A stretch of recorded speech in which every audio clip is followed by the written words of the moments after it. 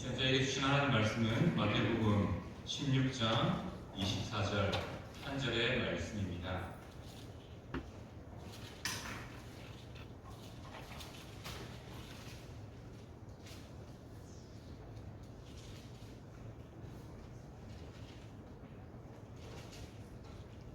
한 절의 말씀 함께 읽도록 하겠습니다. 누구든지 죄송합니다. 이에 예수께서 제자들에게 이르시되 누구든지 나를 따라오려거든 자기를 부인하고 자기 십자가를 지고 나를 따를 것이니라. 아멘. 날씨가 변덕이 심합니다. 이 변덕이 심한 날씨 가운데 감기 걸리지 않도록 주의를 좀 잘해주시고요. 특별히 기온차가 좀 많이 심하니까 나다니실 때 그거에 대해서 조금 대비를 하시면 좋을 거라 생각해 줍니다. 자, 이 시간 하나님 주신 말씀을 함께 듣기를 바랍니다. 빌리 그레함 목사님에 대한 이야기를 많이 들으셨을 겁니다. 우리나라에도 1973년도에 오셔서 여의도에서 집회를 했었죠. 그때 100만 명이 넘는 성도들이 모여서 함께 집회를 했던 그런 추억들이 있다고 합니다. 저는 그때 아직 태어나지 않아서 그 내용은 하지 못했지만 그때 사건이 정말로 장관이었다라고 하더라고요. 그리고 빌리 그레함 목사님은 전 세계적으로 복음을 전하는, 예수님을 전하는 이 사역에 또 탁월하신 분이어서 이후에 자녀들이 빌리 그레함 재단을 만들어서 여전히 전 세계에 복음을 전하는 사역들을 감당하고 있습니다. 그 목사님이 말씀을 전하는 집회에 영국에서 한 술집을 운영하던 성도가 그 집회에 참여했습니다. 그리고 말씀을 듣고 그 시간 예수님을 만나게 되었습니다. 그리고 그 자리에서 나는 오늘부터 예수님을 믿겠습니다 라는 결단을 했습니다. 그리고 벌떡 일어나서 이제 기도한 이후에 집으로 돌아갔습니다. 그리고 곧장 돌아가서 무엇을 했냐면 자기 가게, 술집이었죠. 술집 앞에 한 글을 적게 됩니다. 어떻게 적었냐면요. 전 어제부터 예수를 믿었습니다. 그래서 오늘부터 술집 영업을 하지 않습니다. 이게 하나님이 주시는 믿음의 능력이고 힘입니다. 우리는 예수님을 만나게 되면 이러한 결단이 자연스럽게 나타나게 된다는 것이죠. 예수님의 제자도 부르실 때 즉각적으로 반응하는 모습을 보였다는 사실을 우리는 잘 알고 있습니다. 이것처럼 말씀은 하나님의 능력이 되어서 우리의 삶을 결단하게 만들고 또 모든 것들을 바라보지 않고 하나님만 바라볼 수 있도록 만들어줍니다. 그래서 신앙의 초기에 있는 많은 성도들이 이런 경험이 있더라고요. 내가 예수님을 믿게 돼서 술, 담배가 갑자기 끊어지더라. 그리고 이러한 삶에 제약된 습관들이 끊어지더라라는 고백을 듣게 됩니다. 그것처럼 우리의 믿음은 이렇게 작동하게 되어 있다는 것이죠. 야고보서 2장 18절 말씀을 이 시간 함께 읽겠으면 합니다. 함께 읽겠습니다. 어떤 사람은 말하기를 너는 믿음이 있고 나는 행함이 있으니 행함이 없는 내 믿음을 내게 보이라. 나는 행함으로 내 믿음을 내게 보이리라 하리라 라고 말씀합니다. 우리의 믿음은 눈에 보이지 않습니다. 그래서 그의 가진 믿음이 진심이고 진짜인지 가짜인지는 우리가 판단할 수는 없습니다. 하지만 성경은 분명히 말하죠. 믿음은 행함으로 나타난다. 그 행함을 통해서 그 믿음이 진실된지 거짓됐는지 우리는 알 수 있다는 것이죠. 물론 사람의 입장에서 그 사람이 천국 갈 수 있다 없다라고 판단은 할 수 없습니다. 하지만 어느 정도 짐작을 할 수 있다는 것이죠. 왜 그렇습니까? 신앙은 우리의 삶의 모습을 통해서 나타난다는 것이죠. 우리가 얼마나 예수님을 닮아 있는지 그 모습이 바로 우리의 삶의 태도를 통해서 나타난다는 것입니다. 기독교인들의 삶의 목표는 세상 사람들과 다릅니다. 세상 사람들은 이렇게 정해놓죠. 내 나이 얼마에 이것을 이루겠다. 내 나이 얼마에 집을 사겠고 가정을 꾸리고 또 어떤 일을 하게 될 것이다. 그리고 내 나이 5년은 이렇게 살아갈 것이다 라고 정해놓고 살아갑니다. 기독교인들의 삶의 목표도 비슷하지요. 우리가 이렇게 저렇게 결정해놓고 정해놓고 살아갈 수 있습니다. 하지만 기독교인들의 삶의 목표는 결국은 한 가지밖에 없습니다. 무엇이냐면 예수님을 닮아가는 삶이라는 것이죠. 이것은 우리의 평생에 주어진 숙제이며 또 평생에 우리가 추구해야 될 목적과 목표가 된다는 것을 말씀하고 있습니다. 바로 성도의 삶의 목표는 무엇이겠습니까? 예수님을 닮아가는 것이 우리의 삶의 목표와 목적이 된다는 것이죠. 우리가 잘 알고 있는 책 너는 특별하단다라는 책의 저자인 맥스 루케이도는 이렇게 말했습니다. 하나님은 당신을 있는 모습 그대로 사랑하십니다. 그러나 하나님은 당신을 그대로 두지 않으십니다. 하나님은 당신이 예수님을 닮아가도록 예수님처럼 되기를 원하십니다. 라고 고백했습니다. 그리고 우리에게 잘 알려진 저자인 헨리 나우엔도 이렇게 고백했습니다. 진정한 구원은 무엇이냐? 그리스도가 되는 것이다. 진정한 구원은 우리가 예수 그리스도로 살아가는 것이다. 라고 고백했습니다. 바로 우리의 삶의 목표는요, 예수님을 닮아가는 것, 예수님처럼 되는 것이라고 말씀드릴 수 있습니다. 이 목표, 우리의 평생에 이룰 수 있을까요? 네, 이룰 수 없는 목표입니다. 우리는 이룰 수 없는 목표 앞에 두 가지의 자세를 취하게 됩니다. 어떤 자세입니까? 포기하든지 아니면 그럼에도 불구하고 추구하고 살아가든지 둘 중에 하나의 삶으로 나타난다는 것이죠. 성도님들은 예수님을 닮아간다는 이 목표를 어떻게 받아들이겠습니까? 나의 평생에 추구해야 될 방향성으로 우리의 삶의 목표로 삼겠습니까? 아니면 힘드니까 적당히 살아야지라고 타협하는 그런 모습으로 살아가겠습니까? 하나님께서는 우리에게 예수 그리스도라는 목표를 주심을 통해서 우리의 삶이 이 목표를 삼고 늘 점검하면서 비추어 보면서 우리의 삶을 점검하도록 삶의 기준으로 이 목표를 주셨습니다. 그리고 우리가 기억해야 될 것은 마지막 날 우리가 하나님 앞에 섰을 때 우리는 예수 그리스도의 형상을 입게 될 것입니다. 그렇기 때문에 우리가 기억해야 될 것은 지금 우리가 살아가는 이 삶은요, 무엇입니까? 미래의 소망을 이루기 위한 시간이라는 사실을 기억해야 됩니다. 우리에게 성도에게 주어진 시간은요, 예수님을 닮아감을 통하여서 최종적으로 하나님 앞에서 예수 그리스도의 형상을 온전히 입게 되는 것이 우리의 삶의 목표라는 사실을 기억해야 됩니다. 우리 사실을 기억하면서 오늘 주어진 본문을 다시 한번 읽어보도록 하겠습니다. 함께 읽겠습니다. 이에 예수께서 제자들에게 이르시되 누구든지 나를 따라오려거든 자기를 부인하고 자기 십자가를 지고 나를 따를 것이니라. 아멘. 자, 우리가 예수님처럼 되기 위해서 예수님을 닮아가기 위해서 두 가지가 요구됩니다. 첫 번째는 자기를 부인하는 것. 두 번째는 십자가를 지고 예수님을 따라가는 삶입니다. 여기에 안에 계신 성도님들은 모두가 내세의 구원에 관심을 쏟습니다. 그래서 우리가 죽음 이후에 가게 될 천국에 대해서는 확신을 가지고 있고요. 또 그것을 꿈꾸며 살아갑니다. 그런데 정말 중요한 것은 무엇이냐면 이 구원, 우리가 죽고 나서 천국 가는 건 정말 소중하고 중요합니다.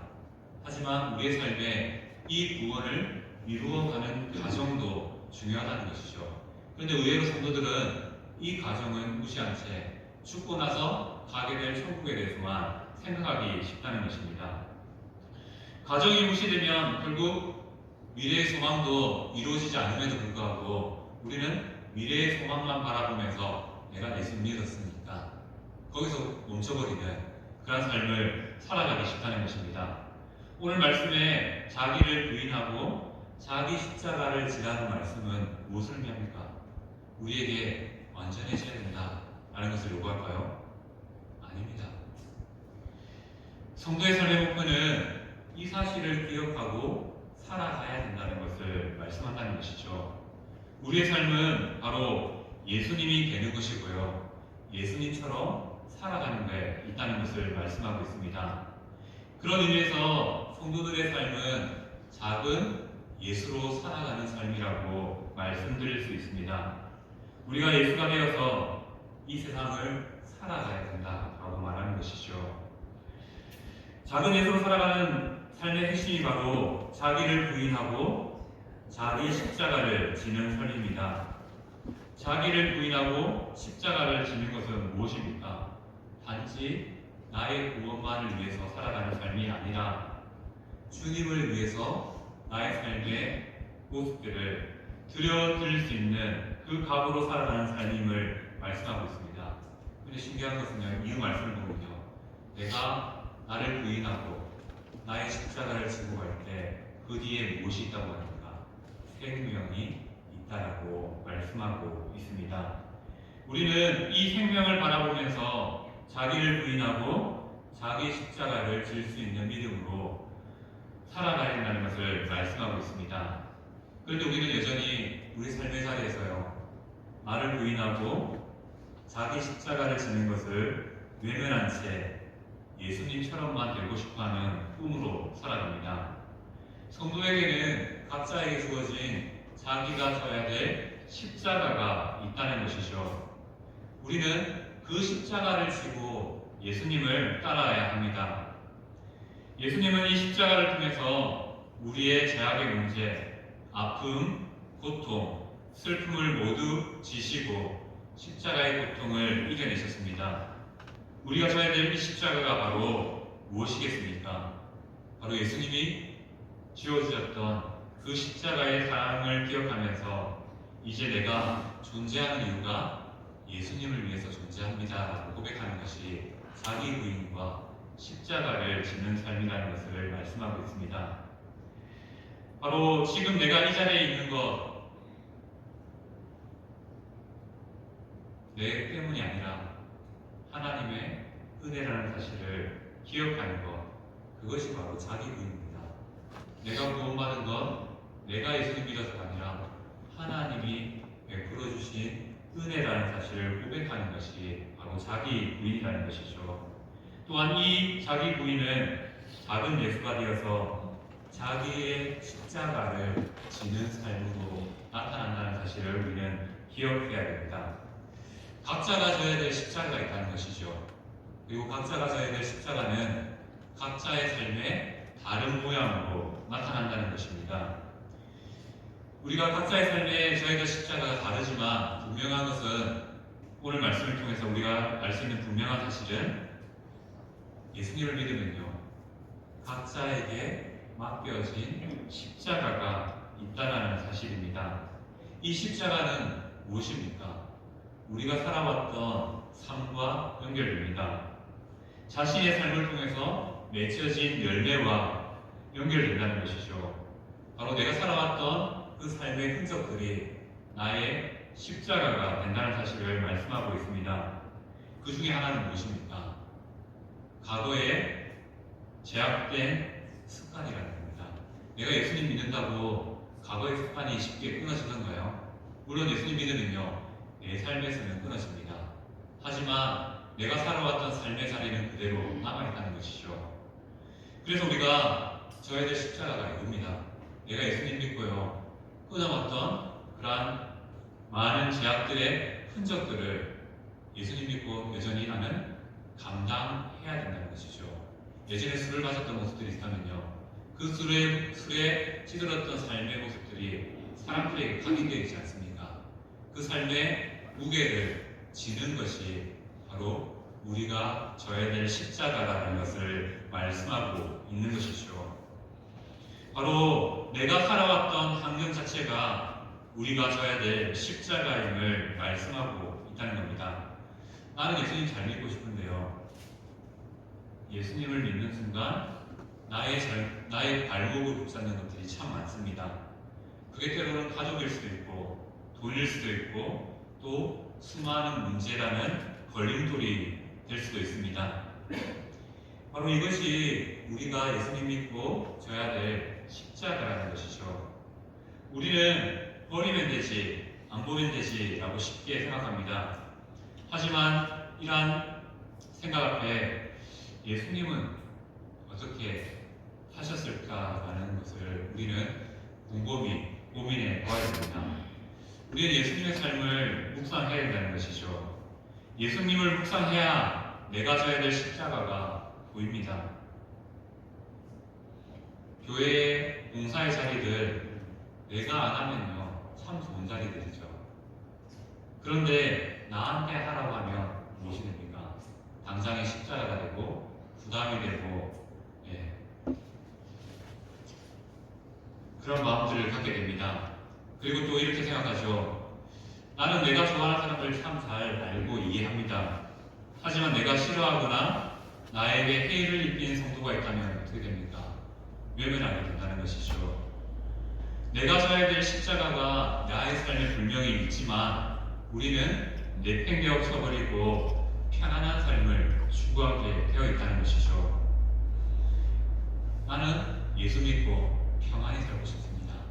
이것이 우리의 꿈이 되기 쉽다는 것입니다. 한데 예수님을 믿는 자에게는 오늘 말씀처럼 자기가 져야 될 십자가가 있다라고 말씀하고 있습니다. 이 십자가 내려놓으면 너무 쉬워요. 너무 편안합니다. 하지만 이 십자가를 내려놓는 순간 그것이 그 편함이 오히려 우리의 삶에 독이 되어 돌아온다는 것입니다. 편안한 삶이 결국 그리스도와 상관없는 삶으로 우리를 인도한다는 것입니다. 그래서 오늘 말씀처럼 예수님을 믿는 사람들은 자기를 부인할 뿐만 아니라 자기의 십자가를 져야 된다라고 말씀하고 있습니다. 편한 이 신앙이 독이 되어 내게로 돌아오지 않게 만들어야 된다는 것입니다. 자, 이렇게 말하면 이제 마음이 무거워지고 힘들어집니다. 내가 져야 될 십자가가 있다는 그 말 하나에 우리의 마음이 무거워질지 모릅니다. 하지만 기억해야 될 것은 이겁니다. 내가 져야 될 십자가의 무게보다 우리에게 나타날 영광이 더 크다는 사실입니다. 우리가 이 사실을 깨닫고 믿지 못하면요 계속 나는 하나님께서 이거 하라 하지 힘든데 올라갑니다. 하지만 그 이후에 하나님께서 주실 영광을 바라보면요 이 일이 결코 힘든 일이 아니라 내가 져야 될 십자가라는 사실을 깨닫게 된다는 것이죠. 로마서 8장 17절 18절 말씀을 함께 읽겠습니다. 함께 읽습니다. 자녀이면 또한 상속자 곧 하나님의 상속자요 그리스도와 함께한 상속자니 우리가 그와 함께 영광을 받기 위하여 고난도 함께 받아야 할 것이니라. 생각하건대 현재의 고난은 장차 우리에게 나타날 영광과 비교할 수 없도다. 성경에서 이렇게 말씀하고 있습니다. 나는 예수님 믿을 때 내가 져야 될 십자가를 부담스럽게 여깁니다. 또 힘들다라고 생각합니다. 물론 힘듭니다. 어려울 수 있고요. 또 나의 무엇인가를 내어놓아야 되기 때문에 어렵다고 생각할 수 있습니다. 하지만 성경은 분명히 말씀하고 있습니다. 그 십자가, 그 고난 뒤에 하나님이 주시는 영광이 있다라고 말씀하고요. 내가 지고 있는 그 고난과 십자가보다 그 영광이 더 크다라고 말씀하고 있습니다. 우리는 말과 생각으로 표현할 수 없는 그 영광을 사모해야 된다는 것이죠. 그 영광의 하나를 설명하고자 합니다. 이사야서 55장 말씀을 보면 이러한 표현이 있습니다. 어떤 표현이 있냐면 하나님 나라로 들어가는 성도를 자연히 노래하면서 손뼉치면서 환영한다는 표현이 등장하고 있습니다. 우리가요 하나님 나라로 가는 그 길을 하나님 만드신 자연이 일어나서요 손뼉치면서 손을 흔들면서 환영해 준다라고 말합니다. 이러한 영광이 우리의 삶의 이후에 십자가를 지는 그 삶 이후에 하나님 주신 영광으로 나타난다는 것이죠. 생각해 보십시오. 우리가 그렇게 예수님을 믿고 살아갔던 그 삶 끝에 자연 만물이 다 일어나서 우리를 칭송하고 우리를 높여준다라고 말씀하고 있습니다. 이 영광은 하나에 불과하죠. 천국에서는 이보다 더 큰 영광이 바로 우리를 기다리고 있다는 것입니다. 이러한 영광은 현재의 어떤 고난과도 비교할 수 없을 만큼 엄청난 게 우리에게 준비되어 있다는 것이죠. 천국이 우리는 단지 우리가 끝나고 가야 될 곳 정도로 생각하기 쉽습니다. 하지만 그 천국이라는 것은요, 우리가 가히 가늠할 수 없는, 우리가 생각과 느낌으로 알 수 없는 큰 영광으로 우리의 삶에 주어진다는 사실을 말씀하고 있습니다. 이 영광을 얻는 길이 바로 예수님과 함께 고난을 받는 길, 십자가를 지는 길이라는 것을 말씀하고 있습니다. 우리의 고난, 예수님 믿고도 힘든 그 삶들, 바로 영광을 얻기 위해서 하나님과 함께 걸어가는 길이라는 사실을 기억했으면 좋겠습니다. 하나님께서 우리의 삶에 주신 십자가의 길이라는 사실을 기억했으면 좋겠습니다. 이 십자가의 길을 고난 가운데 걸어갈 때 힘들죠. 어렵습니다. 하지만 그 고난 뒤에 예수님께서 당했던 십자가의 그 고난 뒤에 생명이 있었던 것처럼 우리의 삶에 나의 십자가를 지고 가는 그 삶 끝에 하나님 주시는 생명과 영광이 있다는 사실을 기억하시기 바랍니다. 이탈리아의 한 마을에 버스 승강장에 가면 개의 동상을 하나 세워놨다고 합니다. 그 동상의 주인공인 개는 어떠한 삶을 살았냐면 어느 날 그 개가 물에 빠져서 죽게 됐다고 합니다. 그런데 그것을 본 한 신사가 지나가다가 죽기 직전에 이른 이 개를 물에서 건져줬다고 합니다. 그리고 집으로 데려가서 밥도 먹이면서 보살펴줬다고 합니다. 개는 주인에 의해서 생명을 구원받는 은혜를 잊게 되었습니다. 그리고 주인을 사랑하게 되었죠. 그래서 주인이 직장을 출근할 때마다 버스 승강장에 나가서 꼬리를 흔들면서 배웅하고 또 주인이 돌아올 때마다 버스 승강장에서 환영하는 그런 일들을 기쁨으로 삼고 살아갔습니다. 그런데 때는 2차 세계대전 때고요. 주인이 출근하고 돌아오던 길에 주인이 타던 버스가 폭격을 받아서 그 버스가 영원히 돌아오지 못하게 되었습니다. 이 사실을 모르는 개는 여전히 정류장에서 주인을 기다렸습니다. 아무리 기다려도 아무도 오지 않습니다. 개는 낮이고 밤이고 그 자리를 떠나지 않고 그 자리를 지켰습니다. 그렇게 13년이라는 시간을 정류장에서 주인을 기다리다가 그 자리에서 죽게 되었습니다. 사람들은 이 개가 너무 기특해서 그 자리에 동상을 하나, 개의 동상을 세웠다고 합니다. 개 한 마리도 그 은혜 때문에 평생을 주인을 기다리면서 죽음까지 각오하고 살아갔습니다. 우리가 받은 예수님의 은혜가 이것보다 못해서 되겠습니까? 성님들, 그리스도의 십자가가 능력이 됩니까? 아니면 짐이 됩니까? 능력이 아니라 짐이 된다는 것은 우리가 예수님의 십자가를 잘못 이해하고 있다는 것입니다. 우리의 신앙생활이 짐이 되고 힘들다는 것은 우리가 예수님의 십자가를 잘못 이해하고 살아가고 있다는 것입니다. 아직 십자가의 놀라운 사건을 경험하지 못하면요, 우리의 봉사가 힘든 요구가 됩니다. 우리가 아직 십자가의 사건을 경험하지 못했기 때문에 그 죄로 말미암아 우리의 심령이 망가져 있기 때문에 우리는 봉사의 즐거움도 깨닫지 못한 채 우리에게 요구하는 것들에 대한 부담감만 가지고 살아가고 있다는 것이죠. 설교의 마지막 말미에 개에 비교해서 죄송합니다. 개 한 마리도 자신의 생명을 구원해줬던 주인을 향하여서 평생 기다림으로 보답했습니다. 십자가의 능력이 우리에게 이것밖에 되지 않겠습니까? 그 십자가에서 우리를 향한 생명이 구원이 나타났습니다.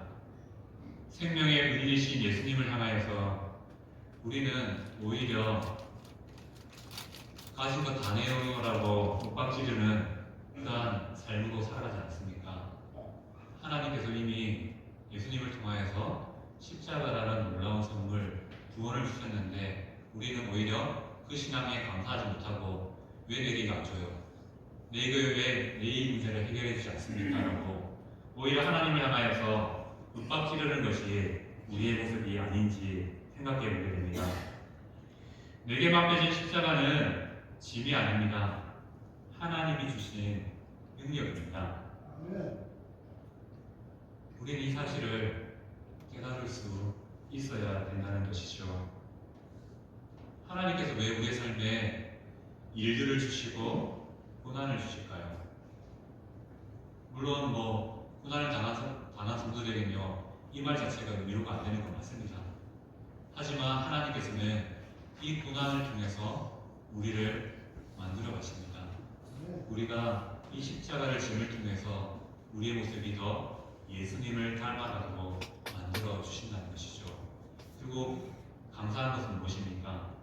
이 십자가 뒤에 하나님이 주시는 능력이 있고 생명이 있다는 것입니다.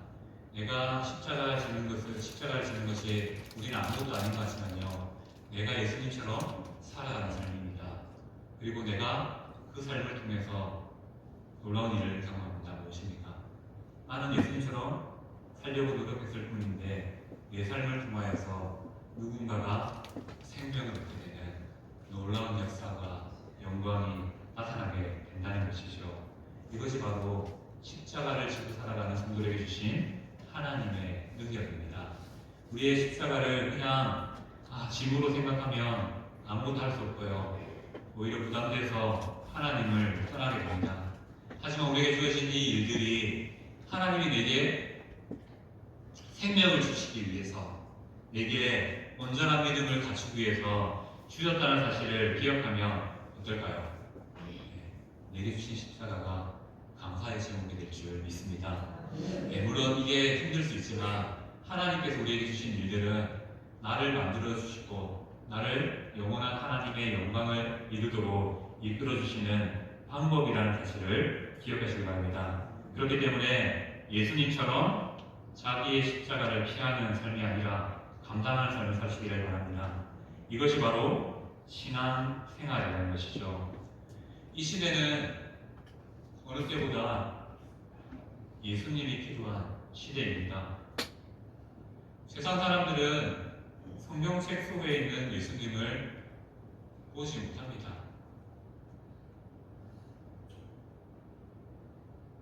예수님은 이 성경책 속에 숨어 계신 분이 아니라는 것이죠. 우리의 삶이 자기를 부인하고 십자가를 질 때 작은 예수가 될 것입니다. 그리고 그 작은 예수를 통해서 세상 사람들은 예수님을 보게 된다는 사실을 기억합시다. 우리가 예수님의 길을 걷지 않으면요, 그 누구도 예수님을 알 수 없습니다. 내가 십자가를 지지 않으면요, 그 누구도 예수님께로 나올 수 없다는 것입니다. 그래서 정말 하나님께서 원하시는 것은 이 시대에 작은 예수로 살아가는 성도들을 원하십니다.